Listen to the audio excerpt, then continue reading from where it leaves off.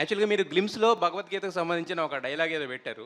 అయితే మీకు చాలా బెదిరింపులు వచ్చినాయని, ఆ డైలాగ్ తీస్తేనే గాని సినిమా రిలీజ్ అవ్వనివ్వమని హిందూ సంఘాల నుంచి వీటి నుంచి బెదిరింపులు వచ్చినాయని అవి అన్నారు కదా! మరి ఆ ఇష్యూ సార్ట్ అయిందా? లేకపోతే ఏంటి? ఎలా జరిగింది? నేను చెప్తాను సార్ అది. ఎవరైతే కమెంట్ చేశారో, ఎవరైతే అదంతా బ్యాడ్ వర్డ్స్ వాడారు సార్, చాలా దారుణంగా వాడారు. ట్విట్టర్‌లో కావచ్చు, కామెంట్స్‌లో కూడా చాలా దారుణంగా మాట్లాడారు. వాళ్ళందరూ బచ్చల మల్లె సార్. వాళ్ళందరూ బచ్చల మల్లె.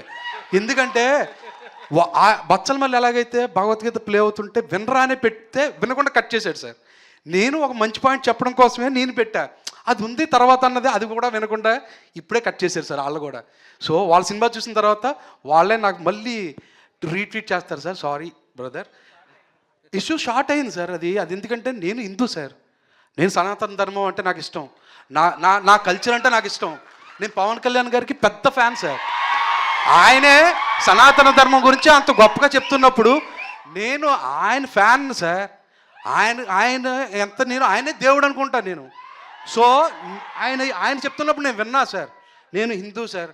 నేను ఆయన సార్ మూర్తి గారు అంటూ అన్నవరం టెంపుల్లో నేను ఇష్టమై కదా సార్ పెట్టుకుంటాను. నేను తిరుపతి వెళ్ళాను సార్. తిరుపతి వెళ్ళి దర్శనం చేసుకుంటా. నేను పక్కా హిందూ సార్, వాళ్ళు కాదు నన్ను ఆ కమెంట్ చేసిన వాళ్ళు. ఎందుకంటే నేను చాలా రెస్పెక్ట్ ఇస్తాను సార్ నా ధర్మానికి, నా దేవుళ్ళకి, నా విధానాలకి, నా పద్ధతులకు నేను రెస్పెక్ట్ ఇస్తాను sir. I am proud to say I'm Hindu sir.